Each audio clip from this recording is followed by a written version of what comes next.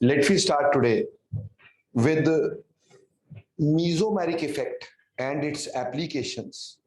क्योंकि mesomeric effect हम कर चुके हैं, yet for the continuation मैं आपको पहले mesomeric effect आपको बता चुका हूं ऑलरेडी. mesomeric effect क्या होता है, कौन से ग्रुप प्लस एम देते हैं, कौन से ग्रुप माइनस एम देते हैं.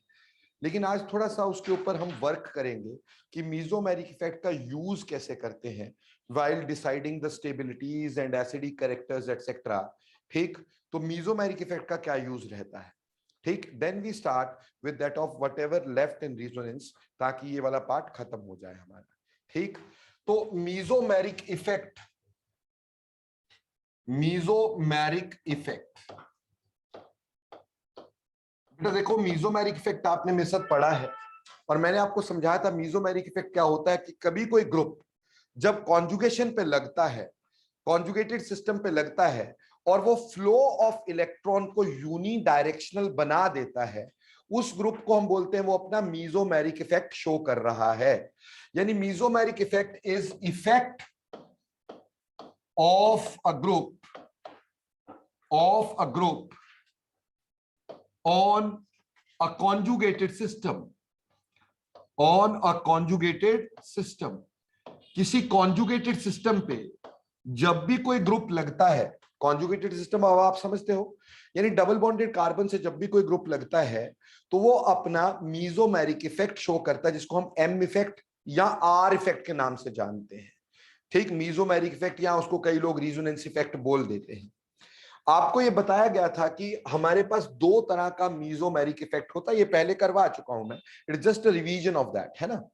तो एक मैंने बताया था आपको प्लस एम इफेक्ट हुआ करता है, ठीक, और दूसरा मैंने आपको बताया था कि माइनस एम इफेक्ट हुआ करता है.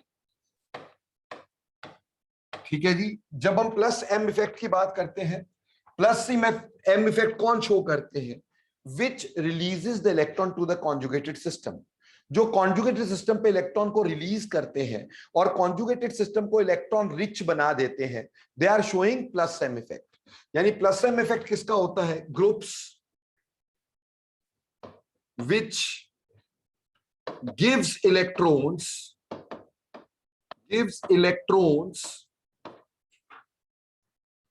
to the conjugated system. ऐसे ग्रुप जो कॉन्जुगेटेड सिस्टम पे इलेक्ट्रॉन को रिलीज करते हैं, देते हैं, they are considered to be that of plus M groups. और मैंने इसका एक शॉर्टकट बताया था, ऐसा कोई भी ग्रुप जिसके ऊपर लोन पेयर हो पर वो मल्टीपल बॉन्डेड ना हो, वो शो करते हैं हमारे पास प्लस एम.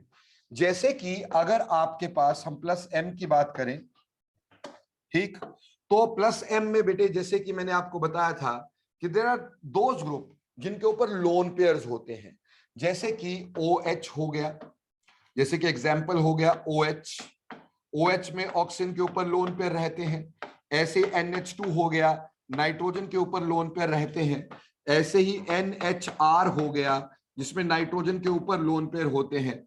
इसी तरह से बेटे अगर कोई भी हैलोजन होता है, इसके ऊपर लोन पेयर होते हैं.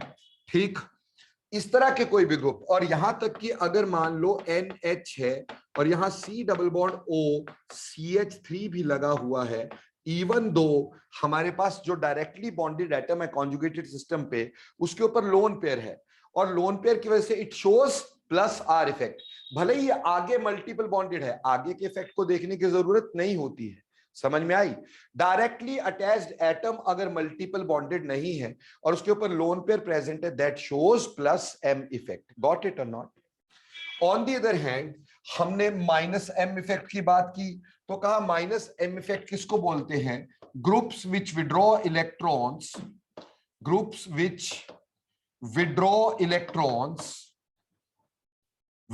Electrons from conjugated system.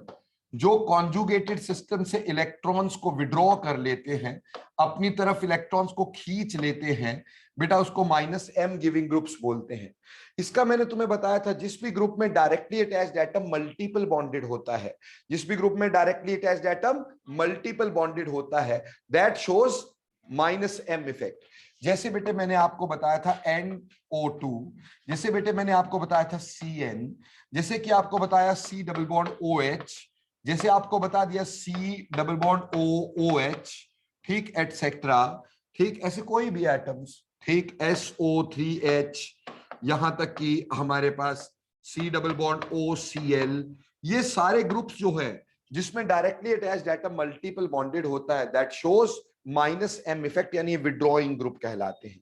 इसमें बेटे हमारे पास CCl3 या ऐसा कोई एग्जांपल जहां पे C के साथ तीनों हैलोजन लगे होते हैं, दो इसमें कोई मल्टीपल बॉन्ड नहीं होता, yet it shows -m effect because of the phenomena called as reverse hyper conjugation.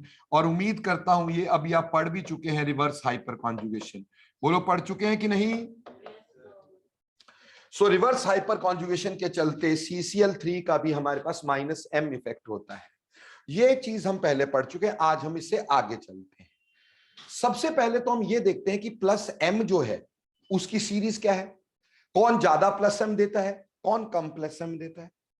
-m है तो किसका -m ज्यादा है, किसका -m कम है, ठीक, इसको समझने की हम कोशिश करते हैं और फिर हम आएंगे इसके साथ स्टेबिलिटी ऑफ कटायंस को कैसे देखा जाए। ठीक, देखो बच्चे, अब देखिए हम अगली बात जो डिस्कस यहां पे करने जा रहे हैं, दैट इज पहले +m इफेक्ट की सीरीज को पढ़ने की कोशिश कर रहे हैं। देखो रट्टा हम बिल्कुल भी नहीं मारेंगे, हम सिर्फ कॉन्सेप्ट को समझने की करेंगे कोशिश। मान लो प्यारे बच्चों, मेरे पास एक है कोई भी हैलोजन, ठीक, अब हैलोजन में भी बेटे मैं आपको ऐसा दे सकता, चलो हैलोजन तो लो पहले,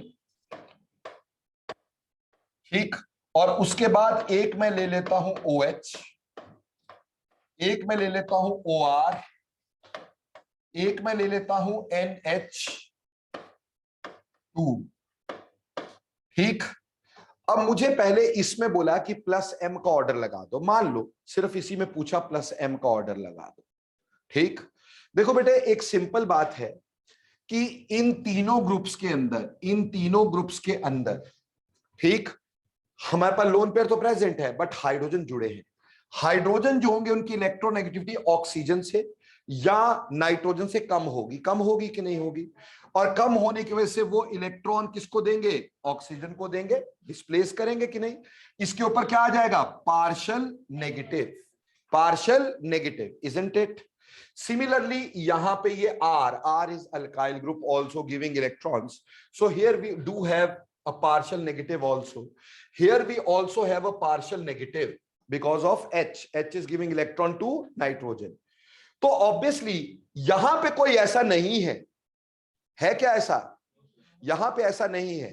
तो पार्शियल नेगेटिव जो होंगे, नेगेटिव वाले ज्यादा आसानी से इलेक्ट्रॉन देंगे, जो खुद नेगेटिव है जिसपे इलेक्ट्रॉन ज्यादा है वो ज्यादा आसानी से आगे इलेक्ट्रॉन देंगे, तो इनका +m इसके मुकाबले तो ज्यादा ही रहेगा। अब इन तीनों में से अगर देखें तो नाइट्रोजन की इलेक्ट्रोनेगेटिविटी जो है बेटा वो ऑक्सीजन से कम है, तो ज्यादा आसानी से इलेक्ट्रॉन नाइट्रोजन देगा कि ऑक्सीजन देगा,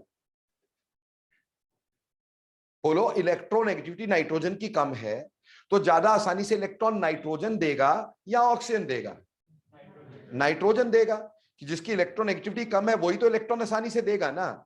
तो इसका मतलब इनमें से सबसे ज्यादा +m जो होगा वो कौन देगा, NH2 ग्रुप जो होगा वो सबसे ज्यादा +m देगा हमें इनमें से।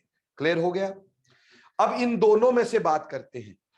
इट इज अ पिटफॉल, बहुत सारे लोग इसमें गलत करते हैं। इसमें क्या है कि OH का +R is more then OR। बहुत सारे लोग ऐसा गलत करते हैं, इसको OR को पहले बता देते हैं, विच इज रॉन्ग। उसका लॉजिक क्या है, देखो बेटे, यहां इलेक्ट्रॉन हाइड्रोजन ने देने हैं कि नहीं, और यहां इलेक्ट्रॉन किसने देने हैं, कार्बन ने। बोलो ज्यादा आसानी से हाइड्रोजन देगा कि कार्बन देगा, हाइड्रोजन देगा। तो ये वाला नेगेटिव चार्ज मोर होगा कि नहीं, और ये वाला नेगेटिव चार्ज लेस होगा कि नहीं। तो जिसपे नेगेटिव चार्ज ज्यादा वही तो आसानी से इलेक्ट्रॉन देगा कि नहीं, तो वो आसानी से इलेक्ट्रॉन देगा। इसलिए OR OH के बाद आता है। And mind it, this is a pitfall, बहुत सारे लोग इसको गलत लिखते हैं। क्लियर हो गया। उसके बाद हमारे पास हैलोजन आएंगे, ठीक। अब हैलोजन उसके बाद आएंगे। अब हैलोजन भी हमारे पास 4 हो सकते हैं, हैलोजन हमारे पास 4 हो सकते हैं, फ्लोरीन, क्लोरीन, ब्रोमीन, आयोडीन। अब उसके बारे में भी सोचते हैं, मान लो फ्लोरीन है, क्लोरीन है, ब्रोमीन है और आयोडीन है। अब एक बात बताओ, कोई भी चीज अपना प्लस आर इफेक्ट कब शो करती है? जब वो किसी डबल बॉन्डेड कार्बन से जुड़ी होगी, इजंट इट? और डबल बॉन्डेड कार्बन से जुड़ी होगी तो उसका कॉन्जुगेशन में इनके साथ कॉन्जुगेशन होगी ना भाई, होगी कि नहीं? और कॉन्जुगेशन क्या होता है? Partial overlap. कॉन्जुगेशन किसको बोलते हैं? पार्शियल ओवरलैप को, इजंट इट? अब देखो बेटे, इस कार्बन का हमारे पास 2p ऑर्बिटल ओवरलैप करेगा और फ्लोरीन का भी क्या होगा? 2p। फ्लोरीन में भी 2p होता है और कार्बन का कौन सा ओवरलैप कर रहा है? 2p। जो पार्शियल ओवरलैप है यही होगा ना भाई, कार्बन में 2p ऑर्बिटल ही होता है। अब इधर देखें तो इधर हमें समझ में आता है कार्बन तो 2p है, बट क्लोरीन का कौन सा ऑर्बिटल होगा? 3p। क्लोरीन का कौन सा हो जाएगा? 3p। इसी तरह से ये 2p है और ब्रोमीन का 4p। ये हमारे पास 2p ही रहेगा कार्बन और इसका 5p। बेटे जहां एनर्जी का डिफरेंस नहीं होगा या कम होगा, बेटे वो ज्यादा अच्छे से ओवरलैप करेगा कि नहीं करेगा? तो इसमें ओवरलैप ज्यादा अच्छे से होगा। हम ये बोल सकते हैं this is more effective overlap और नॉट? तो मोर इफेक्टिव ओवरलैप होने के नाते बेटा ये आसानी से इलेक्ट्रॉन देगा कि नहीं देगा? हालांकि फ्लोरीन की इलेक्ट्रोनेगेटिविटी ज्यादा होती है, बट इसमें 2p ओवरलैप की वजह से इसका m effect plus m releasing वो भी ज्यादा होता है। क्यों? क्योंकि यहां इफेक्टिव ओवरलैप ज्यादा है, यहां लेस इफेक्टिव, यहां लीस्ट इफेक्टिव और भी कम इफेक्टिव। क्लियर? इसलिए बेटा पहले हमारे पास क्या आ जाएगा? फ्लोरीन, फिर कौन सा आ जाएगा? क्लोरीन, फिर कौन सा आ जाएगा? ब्रोमीन, फिर कौन सा आ जाएगा? आयोडीन।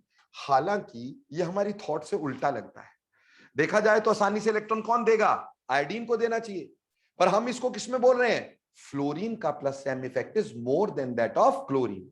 रीजन इज कि यहां पे 2p orbital more effective overlap, यहां 3p orbital less effective overlap, यहां 4p ऑर्बिटल उससे भी लेसर, और यहां 5p। जितना एनर्जी का डिफरेंस ज्यादा होगा बेटा ओवरलैप उतना कम हो पाएगा। अगर ओवरलैप कम हो पाएगा तो ऑटोमेटिकली वो रिलीज कम कर पाएगा। बच्चे बोलो क्लियर? अपना प्लस m इफेक्ट कम शो कर पाएगा। आई इफेक्ट फ्लोरीन का ज्यादा था, -I, लेकिन m इफेक्ट भी फ्लोरीन का ज्यादा है, पर कैसा? प्लस m, यानी रिलीजिंग। यानी अगर हम कॉन्जुगेटेड सिस्टम पे देखें तो फ्लोरीन बहुत अच्छा रिलीजिंग है, और अगर हम नॉन कॉन्जुगेटिव पे देखें तो फ्लोरीन बहुत ज्यादा विड्रॉइंग है। क्लियर हो रही मेरी बात? क्योंकि वहां आई इफेक्ट लग रहा है, यहां पे आर इफेक्ट लग रहा है। Am I clear? सभी को समझ में आता है? अब ये तो ऑर्डर हो गया, लेकिन जैसे कि अगर मान लो यहां पे पार्शियल नेगेटिव है, अगर कोई कंप्लीट नेगेटिव स्पीशीज आ जाए, से दिस वन ओ नेगेटिव। अब बेटे जी कंप्लीट नेगेटिव जो होगा वो तो बहुत ही आसानी से इलेक्ट्रॉन देगा। कंप्लीट नेगेटिव का मतलब इफेक्टिव न्यूक्लियर चार्ज पर इलेक्ट्रॉन इज लेस। तो कंप्लीट नेगेटिव का इलेक्ट्रॉन देने की पावर पार्शियल नेगेटिव से क्या होगी? ज्यादा होगी, इसलिए इसका प्लस m मोर होगा। मेरी बात समझे? जैसे कल को अगर मैं तुमसे ये बोलूं कि एक मेरे पास है फिनोल, एक मेरे पास है फिनोल और दूसरा है मेरे पास फिनोक्साइड, ठीक? इन दोनों का OH का भी O नेगेटिव का भी दोनों का क्या है? रिलीजिंग इफेक्ट है कि नहीं? तो इन दोनों में से ज्यादा रिलीजिंग कौन? ये भी प्लस आर शो कर रहा है, ये भी प्लस आर शो कर रहा है, और रिलीज करने से बेंजीन रिंग को हम बोल देते हैं एक्टिवेटेड। क्या बोल देते हैं? एक्टिवेटेड। यानी इस पे इलेक्ट्रॉन ज्यादा हो गए तो बेंजीन रिंग एक्टिवेट हो गया। ठीक, एक रिएक्शन होता है जिसको हम बोलते हैं इलेक्ट्रोफिलिक सब्स्टिट्यूशन रिएक्शन, आगे जाके आएगा इलेक्ट्रोफिलिक सब्स्टिट्यूशन रिएक्शन। उसमें कोई भी इलेक्ट्रोफाइल, अब इलेक्ट्रोफाइल तो पढ़ चुके हो, इलेक्ट्रोफाइल क्या होता है? इलेक्ट्रॉन डेफिशिएंट स्पीशीज जो इलेक्ट्रॉन लेती है। अगर बेंजीन रिंग पे कोई इलेक्ट्रोफाइल अटैक करेगा तो उसी बेंजीन रिंग पे ज्यादा आसानी से करेगा जहां पे इलेक्ट्रॉन ज्यादा होंगे।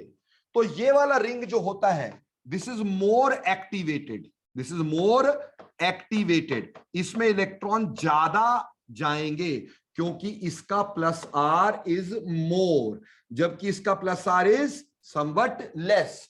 क्यों? क्योंकि कंप्लीट नेगेटिव का रिलीजिंग पावर पार्शियल नेगेटिव से हमेशा ज्यादा होता है। बोलो क्लियर? अगर मैं इसके आगे NH1 नेगेटिव लिख देता तो बेटे नाइट्रोजन की इलेक्ट्रोनेगेटिविटी ऑक्सीजन से भी क्या होती है? कम। ऊपर से नेगेटिव आ जाएगा तो और भी ज्यादा रिलीजिंग होगा कि नहीं होगा? तो फिर ऑब्वियसली ये और भी ज्यादा रिलीजिंग हो जाएगा। इस तरह प्लस एम की सीरीज को आप ध्यान में रख सकते हैं। बोलो इज इट क्लियर और नॉट? तो प्लस एम किसका ज्यादा, प्लस एम किसका कम? इज इट क्लियर और नॉट? ओके, अब अगली बात देखते हैं दोस्तों। अब माइनस एम की सीरीज की बात करते हैं। माइनस एम या माइनस आर इफेक्ट। कई लोग, मैंने बोला ना, इसको माइनस आर भी लिख देते हैं। माइनस एम लिखो, माइनस आर लिखो, ठीक, एक ही बात हो जाएगी। अब बेटा इसमें कुछ ग्रुप्स लगाते हैं और देखते हैं किसका विड्रॉइंग पावर ज्यादा। माइनस मतलब विड्रॉइंग, ठीक। मैंने कुछ ले लिया, मान लो एक ले लिया नाइट्रो। नाइट्रो को हम ऐसे लिखा करते हैं ना भाई, है ना। दूसरा ले लेते हैं से C triple bond N cyanide, ठीक। तीसरा ले लेते हैं बच्चों C double bond O OH, ठीक है जी। चौथा ले लेते हैं बेटा C double bond O Cl, ठीक।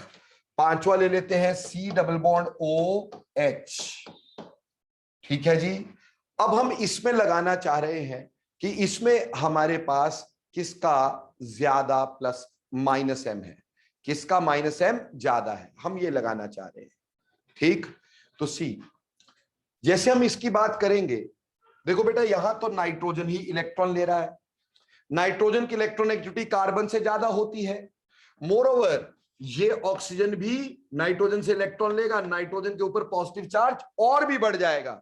एक तो करेला ऊपर से नीम चढ़ा, पहले विड्रॉइंग था, उसके बाद इससे खींचने वालों ने उसको और भी क्या कर दिया, विड्रॉइंग बना दिया। समझ रहे मेरी बात? इसलिए यहां पे सबने कार्बन ने देने इलेक्ट्रॉन, तो ऑटोमेटिकली नाइट्रोजन ज्यादा खींचेगा ना। तो हमारे पास सबसे ज्यादा माइनस एम इधर किसका आ गया, NO2 का आ गया। सबसे ज्यादा किसका आ गया, NO2 का आ गया। अब अगर ये कार्बन है तो हमें पता ये sp हाइब्रिडाइज्ड है, ये sp2 हाइब्रिडाइज्ड है, ये sp2 हाइब्रिडाइज्ड है, ये sp2 हाइब्रिडाइज्ड है। बेटा more is the S character, more is the electronegativity, isn't it? S character ज्यादा होने से इलेक्ट्रोनेगेटिविटी ज्यादा, इलेक्ट्रोनेगेटिविटी ज्यादा तो पुलिंग पावर ज्यादा, इलेक्ट्रॉन खींचने की पावर ज्यादा। तो इसमें से किसकी इलेक्ट्रॉन खींचने की पावर सबसे ज्यादा हो गई, साइनाइड। तो दूसरे नंबर पे क्या आ गया, साइनाइड आ गया, ठीक। अब तीसरे नंबर पे, अब ये सारे sp2 हैं, तो प्लीज थोड़ा इधर ध्यान देंगे। ये जो है बेटा ये भी तो डबल बॉन्ड पे लगा हुआ है कि नहीं, लगा है ना। तो इसका अपना प्लस आर होगा कि नहीं होगा, इस वाले पार्ट का। तो ये इलेक्ट्रॉन इसको दे देगा ना, क्यों जी? अगर ये इलेक्ट्रॉन इसको दे देगा तो क्या कार्बन आगे से इलेक्ट्रॉन ज्यादा ले पाएगा, कम ले पाएगा ना भाई। तो इसको लेना थोड़ा मुश्किल है। यहां पे भी ऐसे ही है, बट एक बात ध्यान रखना, हेलोजन के केस में I effect is dominant over their M effect. बाकी सब केसेस में एम इफेक्ट डोमिनेंट होता है, बाकी सब केसेस में एम इफेक्ट डोमिनेंट होता है सिवाय हेलोजन के। हेलोजन में आई इफेक्ट डोमिनेंट होता है। क्लियर? जैसे आगे जाके बताऊंगा मैं आपको कि किसी चीज का मान लो प्लस एम है माइनस आई है, यानी एम के हिसाब से रिलीजिंग है और आई के हिसाब से विड्रॉइंग है, तो हम हमेशा एम इफेक्ट को डोमिनेंट लेके चलते हैं, हम हमेशा एम इफेक्ट के हिसाब से सोच के चलते हैं। But in case of halogens I effect is dominant, in case of halogens I effect is dominant. Clear हो गया? तो इसका आई इफेक्ट डोमिनेंट होगा, आर नहीं सोचेंगे। और आई इफेक्ट कैसा है हेलोजन का, बोलो भाई? आई इफेक्ट कैसा होता है हेलोजन का, प्लस की माइनस? दुनिया में सभी ग्रुप का माइनस। तो इसका क्या होगा, माइनस आई होगा। कैसा होगा, माइनस आई। माइनस आई यानी ये भी विड्रॉ कर रहा है। अगर ये विड्रॉ कर रहा है तो कार्बन पे पॉजिटिव चार्ज बुरी तरह से बढ़ रहा है, बढ़ रहा है कि नहीं? तो फिर इसके बाद हमारे पास क्या आ गया, COCl। लेकिन यहां पे हमारा R डोमिनेंट था, यानी रिलीजिंग डोमिनेंट था, और यहां तो सिर्फ क्या है, H है ना, H तो R तो नहीं दे रहा, ये तो थोड़े बहुत इलेक्ट्रॉन यहां को शिफ्ट करवाएगा, R से तो ज्यादा जाएंगे, यानी प्लस R से तो ज्यादा इलेक्ट्रॉन जाएंगे ना यहां पर, तो इसकी विड्रॉइंग पावर, CHO की withdrawing power is more than COOH. This is another pitfall we have. 99% लोग इसको गलत करवा देते हैं, लोग इसको ज्यादा -R बोल देते हैं, रॉन्ग है. ठीक, COCl का ज्यादा है, लेकिन COCl का CHO से ज्यादा है, लेकिन COOH का CHO से कम है, क्योंकि यहां पे R इफेक्ट डोमिनेंट है और यहां पर I इफेक्ट डोमिनेंट है. I हेलोजन का माइनस है, यानी विड्रॉइंग है, तो वो कार्बन को और विड्रॉइंग बनाएगा, जबकि OH का R कैसा है, प्लस है, वो दे रहा है, तो आगे से लेने क्या करेगा, मुश्किल करेगा. समझ में आई? तो बेटे ये सीरीज इसमें बन गई हमारे पास. ऐसे करके हम और चीजों की सीरीज बना सकते हैं. बोलो बना सकोगे कि नहीं बना सकोगे? क्लियर हो जाएगा. पर एक खास बात क्या, जैसे मैंने बोला परमानेंट नेगेटिव की रिलीजिंग पावर ज्यादा होगी, वैसे परमानेंट पॉजिटिव की विड्रॉइंग पावर भी तो ज्यादा होगी, है ना. कल को अगर मैं ऐसे लिख देता हूं O पॉजिटिव, तो बेटा इसकी विड्रॉइंग पावर इससे क्या रहेगी, ज्यादा रहेगी, क्योंकि परमानेंट पॉजिटिव है, तो इसका -R ज्यादा रहेगा. बोलो क्लियर हो गया कि नहीं हो गया? तो मैंने चंद ग्रुप्स को लगा के आपको दिखाया है. मैं चाहता मैं सारे ग्रुप्स को लगा देता, पर मैं ऐसा चाह नहीं रहा हूं, क्योंकि मैं चाहता हूं कि खुद भी कुछ करें. तो घर जाके ना जो भी बुक तुम फॉलो करते होंगे या जो भी नेट पे आपको सीरीज मिलती होगी, आप प्लीज उस सीरीज को थॉरली अपने दिमाग से सॉल्व करिएगा कि ये ग्रुप इसके बाद क्यों आया. -M -R की सीरीज देखिएगा, ठीक, और ये देखिएगा कि कौन सा ग्रुप किसके बाद क्यों आया. और जो चीज तुम्हें समझ में नहीं आएगी वो मेरे से तुम पूछोगे, लेकिन अपने आप ऑर्डर बनाना सीखो, रट्टे मत मारो. बोलो बना लोगे ये ऑर्डर? तरीका समझ में आया? ठीक, ऐसे ही बाकी ग्रुप्स का भी बना के अगली बार तुमने मेरे को बताना है कि सर ये वाली चीज का नहीं समझ में आया. क्लियर? अब ये तो R इफेक्ट किसका ज्यादा किसका कम. अब इसी मीजोमेरिक इफेक्ट की एप्लीकेशंस की बात कर रहे हैं, तो वेरी वेरी इंपॉर्टेंट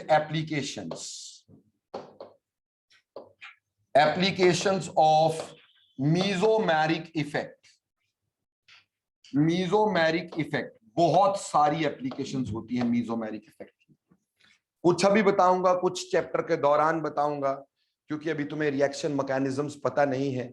जो तो हमारे पास ड्रॉपर्स होते हैं उसमें तो चलो यही सब कुछ हो जाता है, लेकिन आप लोग को क्या है कि थोड़ा धीरे धीरे बताना होगा. तो कुछ यहाँ एप्लीकेशन बताऊंगा, कुछ चैप्टर पढ़ाते हुए बताऊंगा, क्योंकि इसके बाद हमारा फर्स्ट टर्म खत्म होगा ना, तो हम सेकंड टर्म का चैप्टर ही ऑर्गेनिक वाला पहले खत्म करेंगे, दैट इज हाइड्रोकार्बन्स. ठीक, पहले वो खत्म करेंगे, तो उसमें सारा आ जाएगा ये. तो कुछ अभी बताते हैं. एप्लीकेशन ऑफ मीजोमेरिक इफेक्ट में पहली एप्लीकेशन देखिएगा बेटा. पहली एप्लीकेशन जब हम डिस्कस करेंगे वो आएगा stabilities of cations and anions. सबसे पहले स्टेबिलिटी ऑफ कटायन एंड अनायन की हम बात करेंगे. ठीक है बेटा, देखो कटायन और अनायन की स्टेबिलिटी जब हम देखते हैं तो ये तो तुम्हें याद ही होगा, कटायन को रिलीजिंग ग्रुप स्टेबलाइज करेंगे, अनायन को विड्रॉइंग ग्रुप. ये तो समझ में आता है. ठीक, कि अगर हम ये बोले cations are stabilised by releasing groups. और अब बोलो, अब रिलीजिंग ग्रुप किसको कहेंगे? हम यहां पे कॉन्जुगेटेड कटायंस की बात कर रहे हैं. किसकी? कॉन्जुगेटेड. नॉन कॉन्जुगेटेड तो इंडक्टिव इफेक्ट में पढ़ लिए आप. ठीक, अब किसकी बात कर रहे हैं? Cation and anion which are conjugated, जिसमें हम M इफेक्ट की बात कर रहे हैं. ठीक है जी. तो cations are stabilised by releasing group. कौन होते हैं रिलीजिंग ग्रुप? बेटा रिलीजिंग ग्रुप वो जिनका +M और +R इफेक्ट होता है. और आपको ये बताया गया था अल्काइल ग्रुप का कोई M इफेक्ट नहीं होता. बोलो बताया था ना ये, क्योंकि अल्काइल ग्रुप में ना तो हमारे पास मल्टीपल बॉन्ड है ना लोन पेयर है. अल्काइल ग्रुप का कोई +R +M नहीं होता। बोलो क्लियर। अब देखो बेटे, cations are stabilised by releasing groups and where as anions are stabilized by withdrawing groups, that is minus R effect वाले, ठीक, या फिर हम बोलते हैं माइनस एम इफेक्ट वाले ग्रुप्स अनायन को स्टेबलाइज करते हैं। ठीक है बच्चे, चलिए कुछ कटायंस की बात करते हैं और उनकी स्टेबिलिटी को जांचते। पेन नीचे छोड़ दो, समझ लो पहले। ठीक, देखो बेटे, कटायन बनाते हैं। मेरे पास एक ये कटायन है, इसको हमने बोला बेंजाइल कटायन। क्या बोला? Benzyl cation. अब इस बेंजाइल के साथ हमने कुछ ग्रुप्स लगाए। एक लगाया NO2, ठीक है जी। दूसरा बेटे CH2 पॉजिटिव, ठीक, यहां लगा देते अपन OH, ठीक है जी। तीसरा हम लगा देते हैं CH2 पॉजिटिव, यहां लगा देते हैं Cl, ठीक। चौथा हम लगा देते हैं CH2 पॉजिटिव, यहां लगा देते हैं CH3। अब हमें बोला इन कटायंस की स्टेबिलिटी का ऑर्डर हमें बताना है। ठीक, सारे बच्चे पेन छोड़ के थोड़ा समझ लेंगे तो बढ़िया रहेगा, नहीं तो मुश्किल होगी। नाइट्रो का आई इफेक्ट कैसा होता है? माइनस आई होता है कि नहीं? और आर इफेक्ट भी कैसा होता है? Minus R. आपने अभी पढ़ ही लिया है, क्लियर। OH का आई इफेक्ट कैसा होता है? माइनस आई। लेकिन आर इफेक्ट कैसा होता है? प्लस आर, ठीक है जी। हेलोजन का आई इफेक्ट कैसा होता है? Minus I. और आर इफेक्ट कैसा होता है? Plus R. और रही बात अल्काइल ग्रुप का, plus I effect and hyperconjugation होती है, इसमें आर इफेक्ट नहीं होता। और हाइपर कॉन्जुगेशन हमेशा रिलीजिंग होती है, इलेक्ट्रॉन देने वाली होती है। अब देखो बेटे, ये कटायन था, कटायन को रिलीजिंग ग्रुप स्टेबलाइज करेंगे, विड्रॉइंग ग्रुप अनस्टेबल करेंगे। इसमें तो दोनों हिसाब से क्या है? विड्रॉइंग है कि नहीं? माइनस आई मतलब विड्रॉइंग, माइनस आर मतलब विड्रॉइंग। ये तो हाईली विड्रॉइंग ग्रुप हो गया, तो ये कटायन तो बिल्कुल स्टेबल नहीं होगा। अब इसमें अगर हम आई के हिसाब से सोचें, बेटा प्लीज पेन छोड़ो, इसमें अगर आई के हिसाब से सोचें तो आई के हिसाब से कैसा है? विड्रॉइंग। लेकिन आर के हिसाब से कैसा है? रिलीजिंग। जब कभी ऐसा हो जाएगा तो हम देखेंगे डोमिनेंट कौन। तो अभी तुम्हें बताया हमेशा R is dominant over I, हमेशा R is dominant over I, but in halogens I is dominant over R. तो ये हमेशा ध्यान रखना है कि R is greater than I, but in halogens I is greater than R, isn't it? हाँ जी। तो अब देखो पुत्र, हमारे पास जो नहीं है डोमिनेंट उसको काट देते हैं। जैसे इधर आई डोमिनेंट नहीं है तो हमने उसको उड़ा दिया। इधर कौन सा डोमिनेंट नहीं है? आर, तो हमने आर को उड़ा दिया भाई, ठीक है। अब हमने देखा कि इसके हिसाब से अब रिलीजिंग रह गया, और ये भी रिलीजिंग है, पर ये विड्रॉइंग है, ये भी विड्रॉइंग है। और कटायंस है, कटायन को स्टेबलाइज कौन करता है बेटे? Releasing groups. तो अगर इनको नंबर दे देता मैं 1 2 3 4 5, तो बोलो सबसे स्टेबल कौन सा होता जिसमें सबसे ज्यादा रिलीजिंग ग्रुप लगते? सबसे ज्यादा रिलीजिंग कहां पर है? थर्ड में, plus R, which is very dominant. Hyperconjugation भी वीक इफेक्ट है than that of resonance. Mesomeric effect से वीक है ना हाइपरकॉन्जुगेशन। तो बेटा आर वाला सबसे ज्यादा रिलीजिंग, तो थर्ड सबसे ज्यादा। उसके बाद कौन सा हुआ? Fifth one. क्यों? ये रिलीजिंग था। बात समझ रहे हैं? अब इन और इसमें विड्रॉइंग है, इस पे तो कुछ नहीं है ना, तो कम से कम विड्रॉइंग से तो ज्यादा स्टेबल होगा कि नहीं होगा? इसलिए फिर कौन सा आएगा? First one. अब ये भी विड्रॉइंग, ये भी विड्रॉइंग, पर इसमें दो दो वजह से विड्रॉइंग, यानी ये मोर विड्रॉइंग, इजंट इट? और more withdrawing makes thing less stable. तो फिर कौन सा हुआ बेटा? फिर कौन सा हुआ? फोर्थ। और फोर्थ के बाद कौन सा हुआ? सेकंड। बोलो यू गॉट दिस और नॉट? बोलो समझ में आया कि नहीं आया बेटा? अच्छे से। तो हमने सबसे पहले ये देखा कि कौन सा ग्रुप जो है, ठीक, उसका कौन सा इफेक्ट है, और फिर उसके दोनों इफेक्ट लेने। देखो बेटा, भले ही आर इफेक्ट डोमिनेंट है, आई लगेगा तो ना। अब वो डोमिनेंट नहीं है तो हमने काट दिया, ऐसा नहीं है कि वो अप्लाई नहीं हो रहा, अरे एक्ट तो करेगा, पर उसकी डोमिनेंसी नहीं है। समझ में आई बात? क्लियर हो गया? ऐसे ही मैं चंद ऑर्डर और बनाता हूं ताकि आपको अच्छे से क्लियर हो जाए। ठीक, जैसे मान लो मैं कुछ अनायन बनाता हूं। क्या बनाता हूं? अनायंस। अभी अनायन में मैंने एक अनायन ये ले लिया, दिस इज बेंजाइल अनायन, ठीक है जी। दूसरा अनायन मैंने ये ले लिया, CCl3, ठीक है जी। तीसरा अनायन मैंने ये ले लिया, यहां पे NH2 ग्रुप लगा देता हूं। चौथा अनायन बेटे मैंने CH2 नेगेटिव F ले लिया, ठीक है जी। और पांचवा अनायन बच्चे हमने CH2 नेगेटिव, यहां CH3 ले लिया, ठीक है जी। अब हमें फिर से इसके नंबर कर देने हैं, 1 2 3 4 5, ठीक। अब एक बात बताओ, CCl3 का आई इफेक्ट कैसा होगा? CCl3 का आई इफेक्ट कैसा होगा? अरे इतना टाइम क्यों लगाते हो?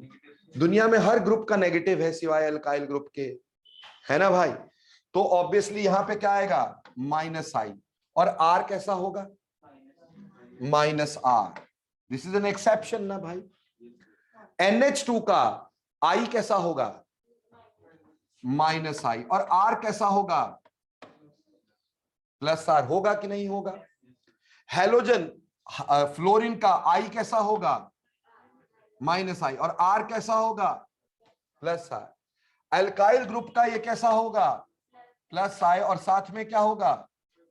हाइपर कॉन्जुगेशन, ठीक है जी। ये अनायन है। अनायन को कौन स्टेबल बनाता है भाई? यस मोयरा, कौन स्टेबल करता है? Withdrawing groups. तो विड्रॉइंग ग्रुप ये तो पूरी तरह से विड्रॉइंग है, मैक्सिमम विड्रॉइंग यही है, सबसे स्टेबल अनायन यही बना, इसलिए सेकंड सबसे ज्यादा स्टेबल हो गया, ठीक है जी। अब बाकी में हमें देखना पड़ेगा। अब इसमें दो इफेक्ट हैं अलग अलग तरह के। अगर दो अलग अलग तरह के होते हैं, हम क्या देखते हैं? डोमिनेंट देखते हैं। अब डोमिनेंट देखेंगे तो बोलो NH2 में I डोमिनेंट की R डोमिनेंट? R dominant. तो I को काट दिया, I हमारे काम का नहीं है, ठीक। ऑपरेट हो रहा है बट उसकी डोमिनेंसी नहीं है। और इसमें किसकी डोमिनेंसी है? I की, ठीक। हेलोजन में I effect is dominant. Now this becomes releasing, isn't it? And this becomes withdrawing. So withdrawing is more stable. Then we have fourth one, isn't it? उसके बाद हमारे पास जो रिलीजिंग है वो तो इसको अनस्टेबल बनाएंगे।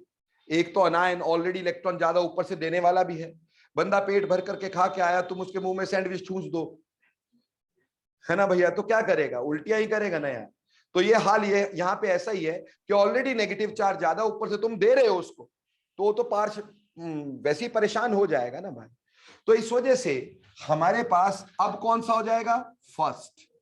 कम से कम कुछ लगा तो नहीं देने वाला। अब इन दोनों में से R ज्यादा डोनेटिंग होता है than that of I। R ज्यादा डोनेटिंग होता है देन दैट ऑफ I। तो ऑटोमेटिकली फटाफट से बोल डालो कि हमारे पास कौन सा ज्यादा स्टेबल होगा। ये ज्यादा देगा, वो कम देगा, तो कम देने वाला ज्यादा स्टेबल, ज्यादा देने वाला लीस्ट स्टेबल, क्योंकि ये अनायन की बात हो रही है। कटायन में विड्रॉइंग चाहिए, कटायन में क्या चाहिए, रिलीजिंग, और अनायन में क्या चाहिए, विड्रॉइंग। बोलो क्लियर? ये ऑर्डर क्लियर हो गया? समझ में आया कुछ? एक ऑर्डर तुम्हें दूंगा, चलेगा? हाँ,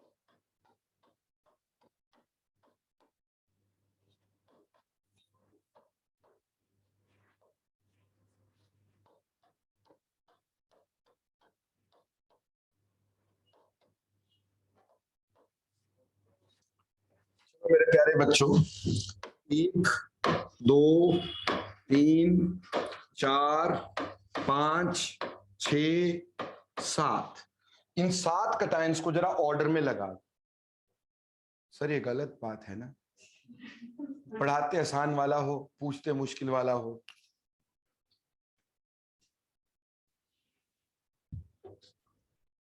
तो मेरे प्यारे बच्चों, सबसे पहले तो ये देखना था कटायन है ना? तो ऊपर वाले के हिसाब से नहीं चलना था, वो अनायन था, ठीक है ना? तभी मैंने तुम्हारा प्रेजेंस ऑफ माइंड चेक करने की कोशिश की थी। ऊपर कटायन, ऊपर अनायन लिखवाए ना, नीचे कटायन बनाए, ठीक? तो कटायन के हिसाब से हमें रिलीजिंग ग्रुप चाहिए थे। कटायन के हिसाब से हमें क्या चाहिए थे, रिलीजिंग ग्रुप, उसने स्टेबलाइज करना था। इसका कौन सा इफेक्ट, -I। क्या मैं इसका R लिखूं? डोमिनेंट है ही नहीं, क्यों मैं अपनी देश की इंक बर्बाद करूं, ठीक? इसका -I माइनस ही R है ना जी, इसका -I माइनस ही R। बेटा इसका +R is dominant over -I, तो देश की इंक बचाएं। यहां पे सिर्फ क्या लिखे, +R लिखें, और यहां पे भी क्या लिखें, +R लिखें, और यहां क्या लिखें, +I लिखें, ठीक? अब हमें यह पता था कटायन में रिलीजिंग ग्रुप स्टेबलाइज करेंगे। रिलीजिंग 2 थे भाई, कौन कौन से? 3, 1 2 3, ये लास्ट वाले 3 रिलीजिंग थे। किसमें बेटा जी? OCH3 का -R कब से आएगा? OCH3 है, और क्या है? नहीं बेटा, OCH3 है, ठीक? तो इसका +R हो गया, इसका भी +R हो गया। किसका +R ज्यादा बताया था, OH का कि OCH3 का? तो ज्यादा रिलीजिंग कौन, OH। ये कटायन है, कटायन को स्टेबलाइज कौन करेंगे, रिलीजिंग। तो सबसे ज्यादा कौन सा होना था हमारे पास, 5th वन। 5th के बाद कौन सा होना था, 6th वन। 6th के बाद कौन सा होना चाहिए था, 7th वन। अब बाकी सारे विड्रॉइंग है, तो हम बिना विड्रॉइंग के चलेंगे, दैट इज 1st वन। अब इनमें से ये लेस विड्रॉइंग है, तो दोनों तरह से विड्रॉइंग है, तो भैया इसमें हमारे पास कौन सा आ जाता, 2nd। अब इन दो में से, दोनों में -R, डोमिनेंट भी R होता है। R इसका ज्यादा कि इसका ज्यादा, इसका -R ज्यादा ना, यानी ये ज्यादा विड्रॉइंग, और ये लेस विड्रॉइंग। लेस विड्रॉइंग वाला ज्यादा स्टेबल होना था, इसलिए फिर ऑर्डर में क्या आना था, 4, और फिर कौन सा आना था, 3। बोलो भाई, सबका गलत हो गया?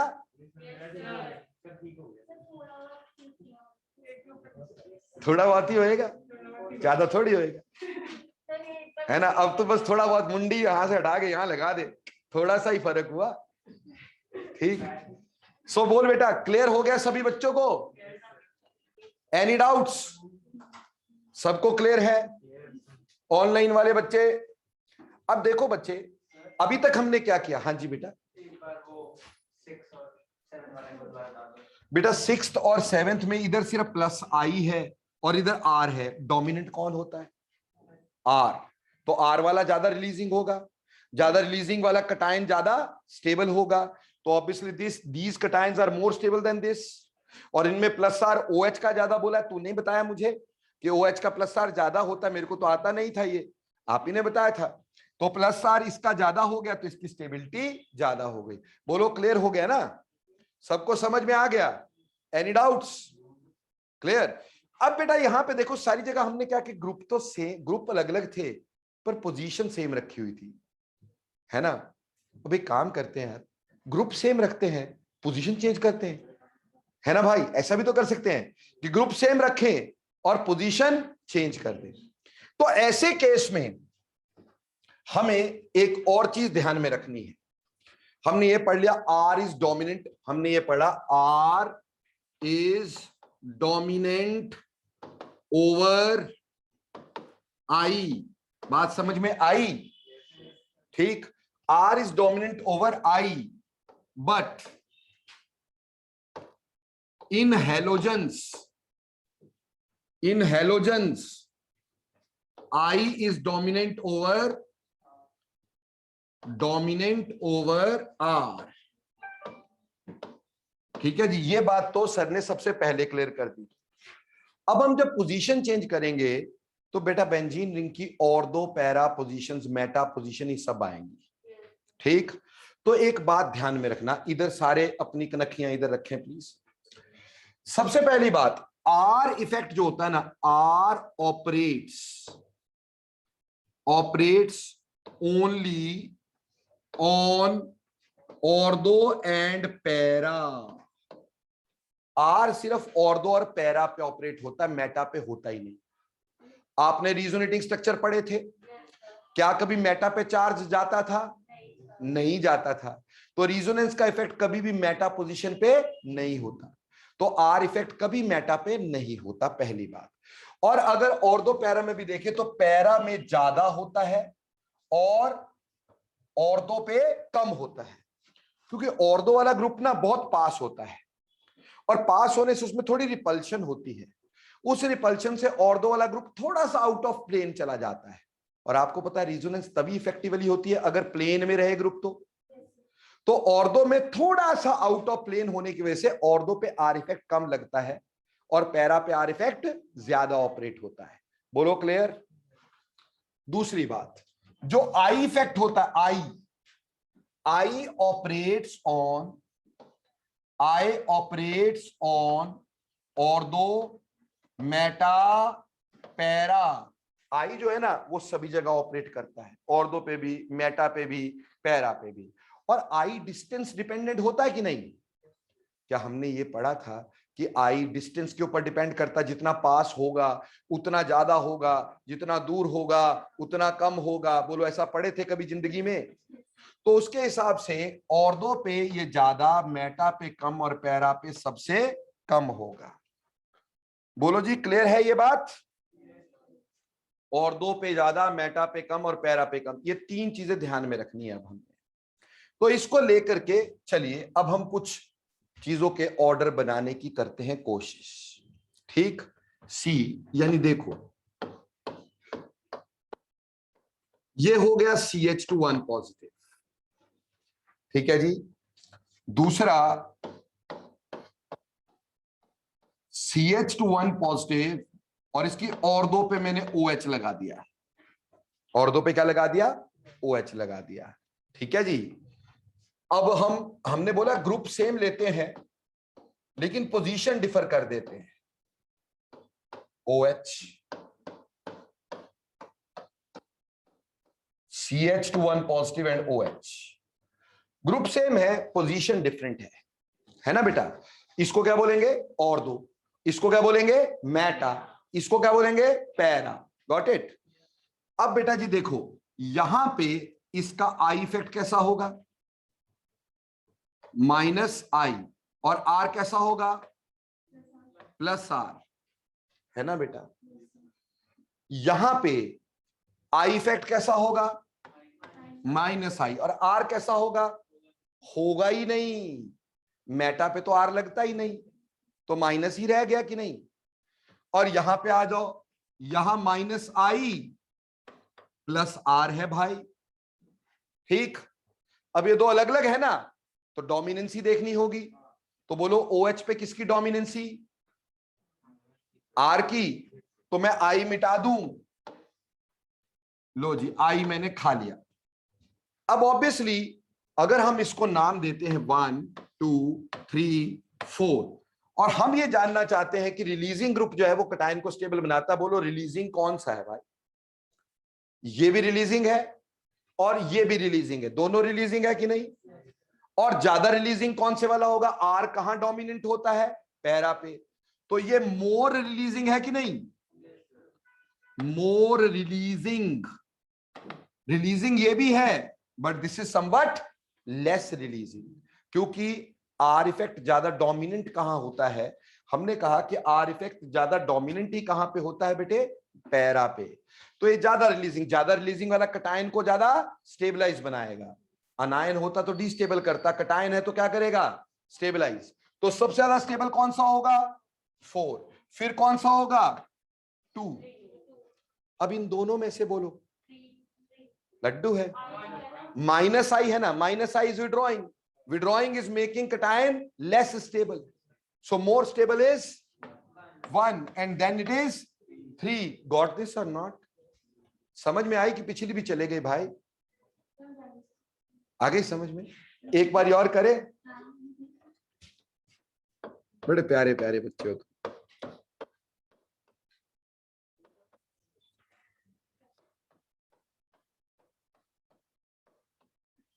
बोलो सर क्लास से बाहर जाओ, प्यार सारा दिखाएंगे हम आपको।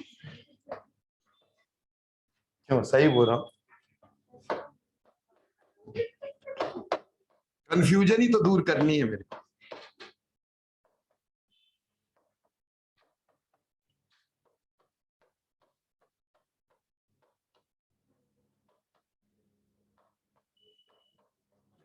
ओके, अभी स्नेहा से पूछते हैं। स्नेहा, भूमिका में समझ आया तो एक्सपेक्टेशन तो मेरी तेरे से भी है ना। चलो NH2 का कौन सा इफेक्ट, माइनस आई की प्लस आर, माइनस आई और प्लस आर, डोमिनेंसी किसकी, आर की। तो देश की इंक बचाए, सीधे प्लस आर लिख डालें, ठीक। यहां पे माइनस आई की प्लस आर, माइनस आई, यहां माइनस आई की प्लस आर, यहां पर प्लस आर। अब आर वाले क्या होते हैं, रिलीजिंग, और कटायन है, कटायन को रिलीजिंग ग्रुप अच्छे लगते हैं, वो आसानी से इलेक्ट्रॉन देंगे तो स्टेबलाइज करेंगे। तो इनमें सबसे स्टेबल कौन सा हुआ, 4th। फिर कौन सा हुआ, 2nd। फिर कौन सा हुआ, 1st। फिर कौन सा हुआ, 3rd। सेम ऑर्डर बना कि नहीं बना, किसी के भी पेट में दर्द हो पूछ सकते हैं अभी। स्नेहा जी नहीं, अभी समझ में आ गया कि नहीं, समझ तो आया है, बस आगे की तो कहानी नहीं कुछ भी। अभी देखो, आगे देखो, CH2 1 positive, CH2 1 positive, Cl है ना जी, CH2 1 पॉजिटिव, Cl,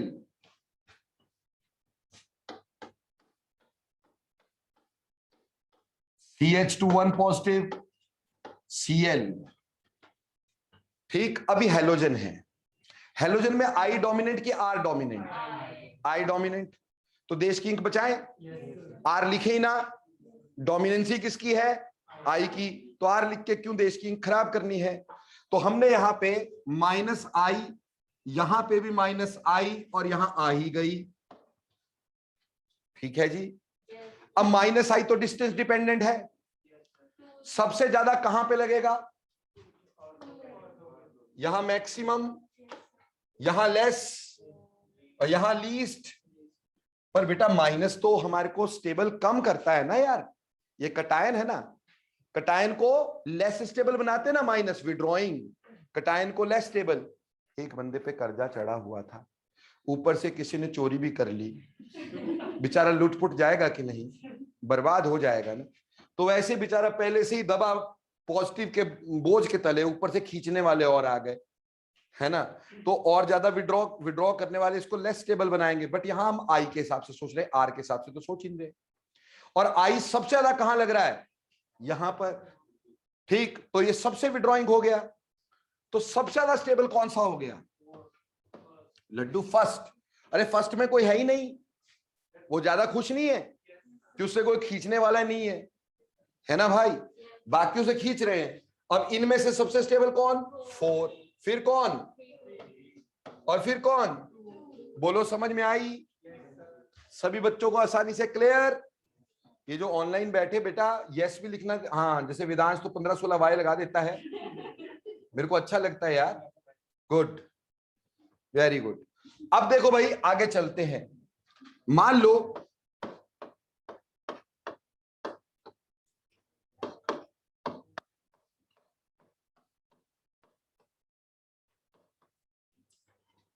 यहां पे लगा देते हैं भाई CHO, क्या लगा देंगे, CHO।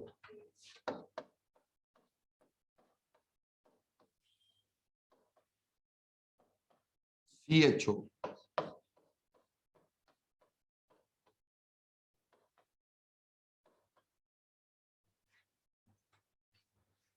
चलो प्यारे बच्चों, इसका -I की -R कि दोनों, दोनों ही होंगे, -I और -R, है ना जी। इसका -I, क्या R होगा यहां, नहीं होगा। यहां पे -I -R, तो भैया ये दोनों तो बहुत विड्रॉइंग हो गए, ठीक। ये लेस विड्रॉइंग हो गया और इस पे कोई भी विड्रॉइंग नहीं है। तो सबसे स्टेबल कौन, 1। अब उसके बाद कौन, 3। अब इन दोनों में से ये ज्यादा विड्रॉइंग, क्योंकि पैरा पे हमेशा आर इफेक्ट ज्यादा होगा, आर की डोमिनेंसी देखेंगे ना, तो आर इफेक्ट ज्यादा है, ये मोर विड्रॉइंग है भाई, ठीक। और ये लेसर विड्रॉइंग है, isn't it. So more withdrawing is less stable and less withdrawing is more stable. तो फिर कौन सा हुआ, 2, और फिर कौन सा हुआ, 4। बोलो मोयरा समझ में आया बच्चे, अच्छे से पूछूंगा फिर स्नेहा की तरह तो नहीं बोलोगी सर, बोलो क्लियर है। तो ऐसे करके ऑर्डर हम लगाते, लेकिन ये ना ऑर्गेनिक केमिस्ट्री है ना, जो ये दिमाग पे बोझ डालने वाला चीज है, ठीक। ये सिर्फ तुम्हें तुम्हारी औकात दिखाती है, ठीक, कि whether you should opt for medical और नॉन मेडिकल। अभी तक तो सोच लिया होगा कि अरे बहुत बड़ी गलती हो गई है ना।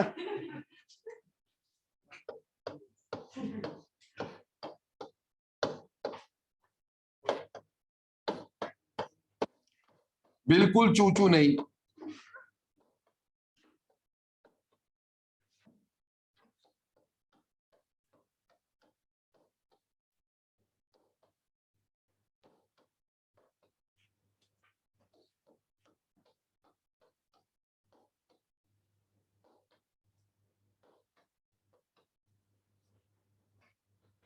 ठीक है जी,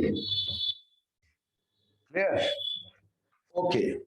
तो आपसे पूछना है मेरे को, हाँ बेटा, -I की -R और +R क्या आएगा, -I, और R कैसा रहेगा बेटे, और दो ही है, प्लस नहीं होगा तो माइनस तो होगा ही नहीं।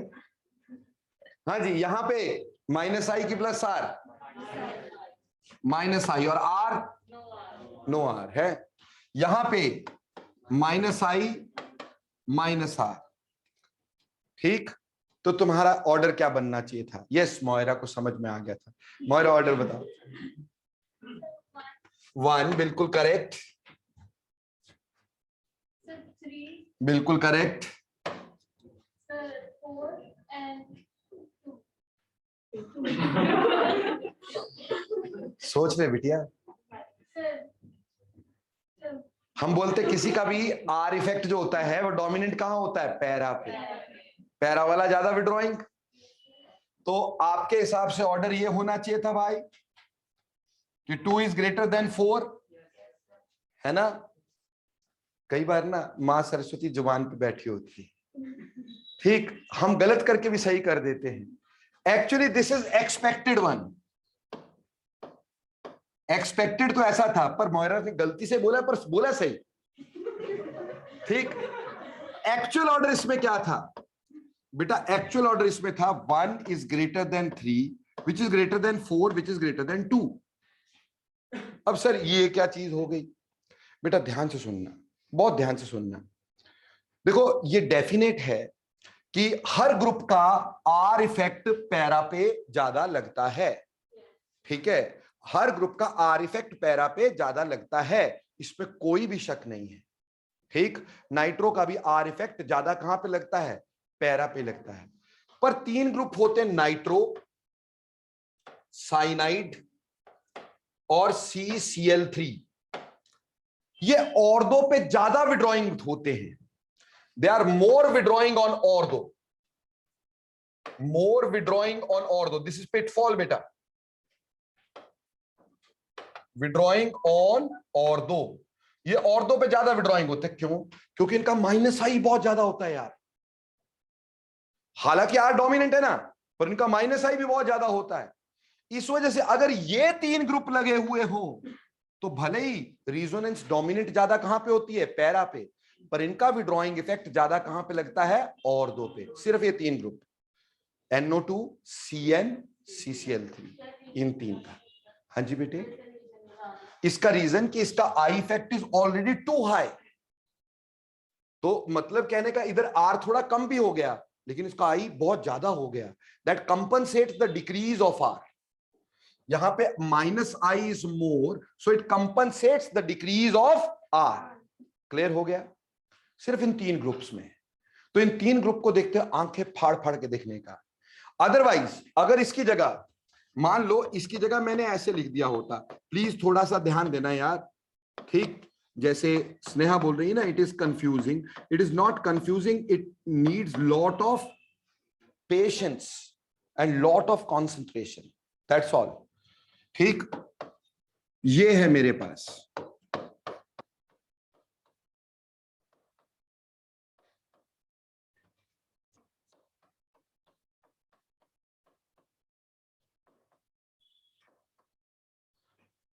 ठीक। अब इसमें हमें पता था कि यहां पे माइनस आई, माइनस ही आर, यहां माइनस आई, यहां माइनस आई। कटायन है तो विड्रॉइंग ग्रुप डिस्टेबलाइज करेंगे ही करेंगे। तो फर्स्ट सबसे स्टेबल होना था, उसके बाद कौन सा होना था, थर्ड। अब इन दोनों में से हमें पता था किसी का भी आर इफेक्ट पैरा पे ज्यादा लगता है, तो पैरा पे ये ज्यादा क्या होने थे, more withdrawing. More withdrawing makes this cation lesser stable, ठीक। तो यहां पे ऑर्डर में पहले कौन सा आना था, 2, और फिर कौन सा आना था, 4। पर इसकी जगह पर अगर मैंने नाइट्रो लगा दिया या साइनाइड लगा दिया या CCl3 लगा दिया तो ऑर्थो वाला ज्यादा विड्रॉइंग हो जाएगा, that makes cation less stable, और अनायन को ज्यादा स्टेबल बनाएगा। बोलो क्लियर? तो एक सिंपल बात दोबारा से देखो ताकि आपको सारा समझ में आ जाए। वेरी सिंपल है। देखो क्या है, सबसे पहले तो हमने ये देखा यहां पर कि भैया अगर हमारे पास ग्रुप्स अलग अलग हो, पोजीशन सेम हो, तब तो हम सिर्फ ये देखते हैं किसका आर और किसका आई, ठीक। कटायन को विड्रॉइंग ग्रुप डिस्टेबलाइज करते हैं और अनायन को विड्रॉइंग ग्रुप स्टेबलाइज करते हैं।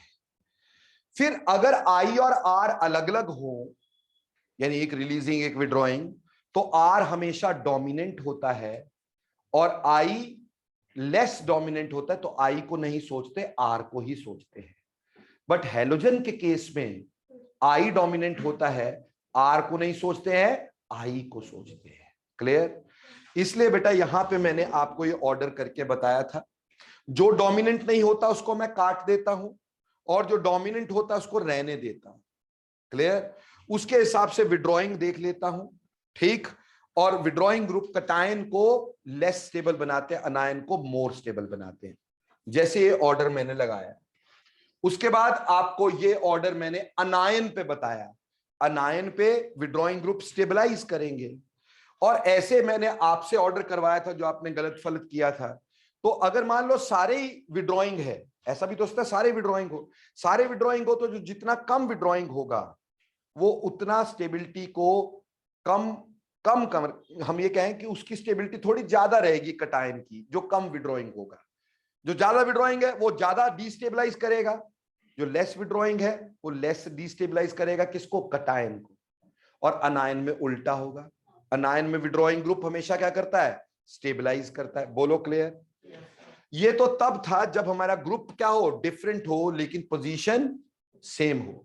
जब पोजीशन हमने डिफरेंट की, ग्रुप सेम रखा, तो कहा आर सिर्फ कहां पे होता है, ऑर्थो और पैरा पे, और पैरा पे हमेशा ज्यादा than ortho. But nitro, cyanide और CCl3 ये तीन ऐसे ग्रुप है जिनकी विड्रॉइंग पावर ऑर्थो पे ज्यादा होती है than that of para. Reason उनका I effect is more, it compensates the decrease in R. तो उनकी विड्रॉइंग पावर ऑर्थो पे ज्यादा, बाकी सबकी विड्रॉइंग पावर पैरा पे ज्यादा होती है। क्लियर। और मेटा पे कभी भी आर नहीं लगता है, मेटा पे सिर्फ क्या लगता है, आई लगता है। तो ऐसे मैंने आपको OH का ऑर्डर बताया, ठीक। ऐसे NH2 का ऑर्डर बताया।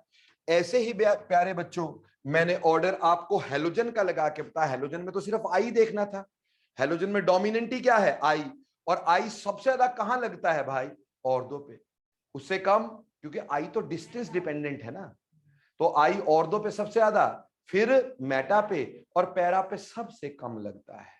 बोलो बात क्लियर हुई कि पिछली भी चले गई, समझ आ गई अच्छे से, कोई दिक्कत तो नहीं। तो एक ऑर्डर दे दो बनाने को। बोलो सर कुछ तो करोगे ही, तंग करना थोड़ी छोड़ोगे।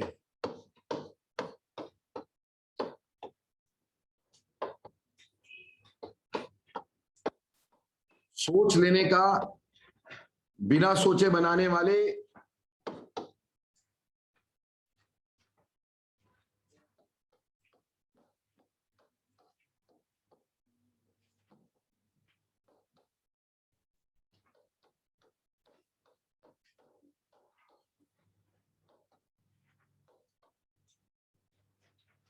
एक ऑर्डर ये बना मरो।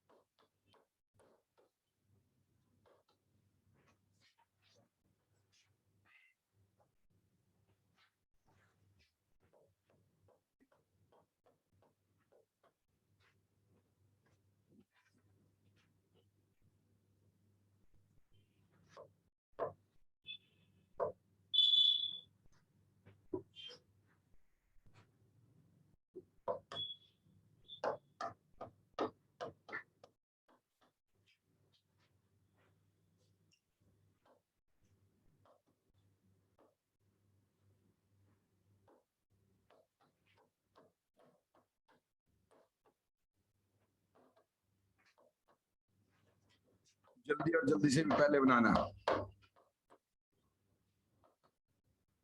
हो सके तो पहले से भी जल्दी करना।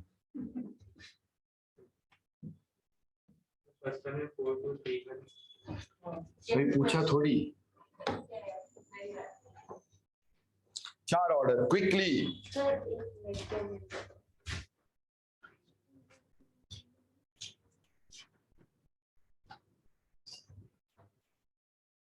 तो प्यारे बच्चों, पहली बात तो ये अनायंस थे, तो हमारी आंखें यहां पहले खुलनी चाहिए थी। This is an अनायन, not a cation. अनायन पे विड्रॉइंग ग्रुप मेक्स स्टेबल। यहां पे -R माइनस ही I, यहां सिर्फ -I, -R -I, ठीक। और अनायन को स्टेबलाइज कौन करते हैं? विड्रॉइंग। तो विड्रॉइंग तो सारे ही है, पर ज्यादा विड्रॉइंग कौन सा होगा? पैरा वाला। तो 4 इज मोर स्टेबल, ठीक जी। दूसरे नंबर पे 2, तीसरे नंबर पे 1। बोलो किसी का गलत तो नहीं हुआ? अब यहां आ जाओ, यहां -R -I माइनस तो आ ही गई, बट -R भी आई। समझ में आई? अब ये है CCl3, इस पे विड्रॉइंग पावर कहां पे ज्यादा? ऑर्थो पे। भूले तो नहीं ना? 3 ग्रुप, नाइट्रो, साइनाइड, CCl3, ठीक। तो भैया इसमें ऑर्थो वाला ज्यादा विड्रॉइंग, तो स्टेबल कौन? फर्स्ट के बाद 3 के बाद 2 के बाद। गलत तो नहीं हुआ किसी का? मेरा सही है, ठीक है। अब यहां आ जाओ, यहां -I +R, तो देश की इंक बजाते हैं सिर्फ क्या लिखेंगे? डोमिनेंट। तो मैंने यहां +R -I +R, ठीक, क्लियर। तो ज्यादा स्टेबल कौन? 2, कम से कम उसमें विड्रॉइंग है। उसके बाद 4, उसके बाद 1, and then we have 3। Clear हो गया? ये सही बच्चों को आ गया? कोई बच्चा ऐसा भूमिका जी समझ में आ गया? गलत था, अभी सही हो जाएगा। अब यहां पर देश की इंक फिर बजाएं, क्या लगाएं? शाबाश, -I, ठीक। क्योंकि माइनस बहुत जगह आई और विड्रॉइंग है, तो इसलिए स्टेबिलिटी बढ़ाई। और सबसे ज्यादा किसकी बढ़ाई? क्योंकि ये तो I है, I डोमिनेंट कहां पे है? ऑर्थो पे। तो सबसे ज्यादा स्टेबल कौन सा हुआ? 2, फिर कौन सा? 3, फिर कौन सा? 4, फिर कौन सा? बोलो समझ में आ गया ऑर्डर? तो ये सारे ऑर्डर बनाने आए कि नहीं आए? देखो बेटा, टाइम अभी मेरे पास है 10 मिनट्स, बट अनफॉर्चुनेटली 10 मिनट्स में कुछ नहीं होगा। जो अगला टॉपिक है मेरा वो है एसिडिक करेक्टर। जल्दबाजी में कराना नहीं चाहता हूं, नेक्स्ट टाइम अपन टाइम ज्यादा ले लेंगे यार, ठीक, बट जल्दबाजी में नहीं करवाऊंगा, ठीक। वो नेक्स्ट टाइम देखेंगे अपन। नेक्स्ट टाइम मैं ये वाला पार्ट आपका फिनिश कर दूंगा बेटा।